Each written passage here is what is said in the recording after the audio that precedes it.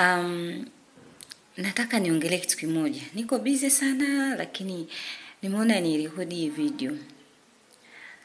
Yaani hapa niko nakimbizana na kazi za watu lakini nimeona nirekodi hii video kwa sababu ni vizuri kusaidiana jamani. Mitandao ya kijamii watu wengi wamekuwa wakiongea vitu lakini kuna vitu vingine kwa kweli niseme tunakosea. Nasikia watu wanazungumza sana kwamba usioe single mother, usioe mwanamke ambaye ana watoto. Mimi binafsi nitakuwa tofauti sana.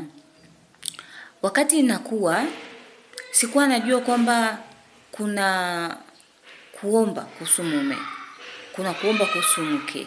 Yaani mimi nilikuwa najua nikikua nitakutana na mwanaume, atanipenda, nitaolewa naye. Sikuwa najua kwamba kuna kuomba mume. Na sikuwa najua kwamba kuna mume ambaye au kuna mke ambaye mtu ameandikiwa, yani huyu ni wa kwake. Sikuwa najua.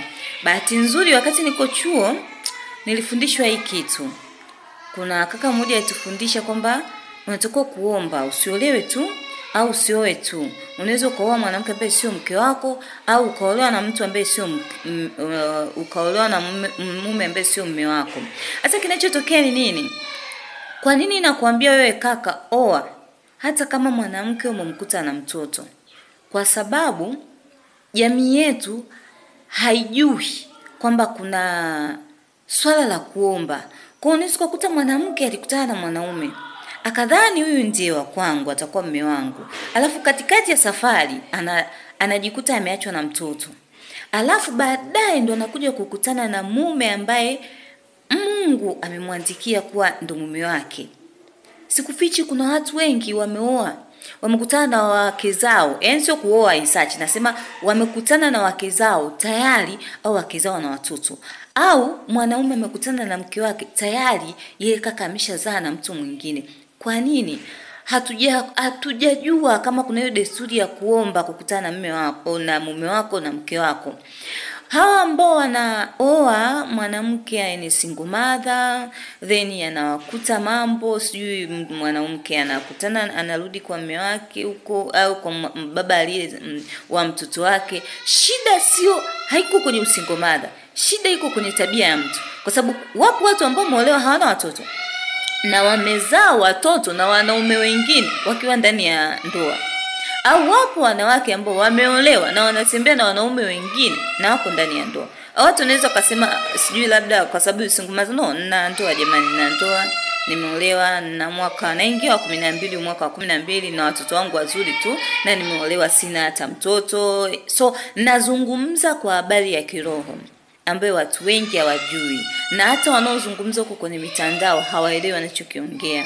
Kwa hiyo ukizungumza kwamba mtu asioe single mother kwa sababu hiyo single mother huwa anapasha kipolo na mzazi mwenzie, vipi hawa ambao wameolewa na wanachiti na sijui maex zao au wanachiti na wanaume wengine? So tukonkludi kwamba watu hamna kuoa au ambao ni wababa, kuna baba ambao walizaa na wake wao wanatembea bado na wanawake wao kuna huko wameoa, tuseme kwamba watu wasiolewe? Hapana. Kwa hiyo conclusion inayotolewa about single mother, no, yani sio sahihi kabisa.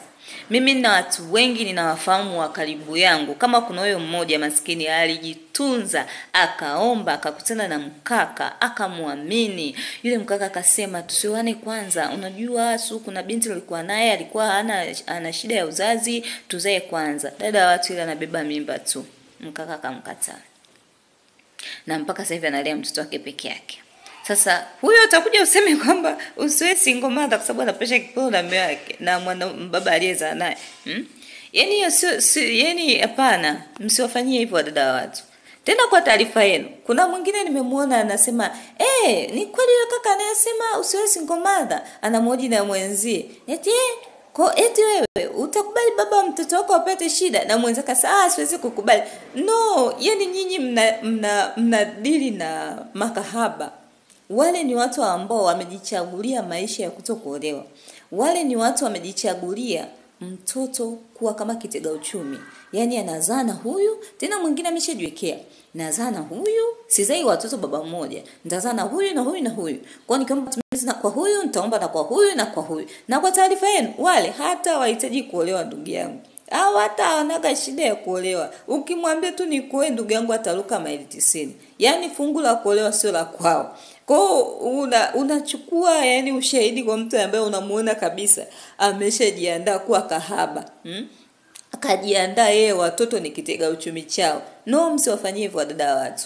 Kuna watu ambao wameregret, wamekutana na mwanaume huyu anamwamini, anajua ndo huyu atanioa, anamwacha. Kuna mwingine anakutana na mwanaume wa pili, wanataka kuoana ndugu, analeta shida sijui huyu utamuaje na mtoto, mtu anamwacha. Kwa mtu unakuja kukutana naye tayari dada watu ana watoto wawili, ana watoto watatu ambao hakutarajia kuwa nao kuwapata nje ya ndoa. So msiconclude jamani.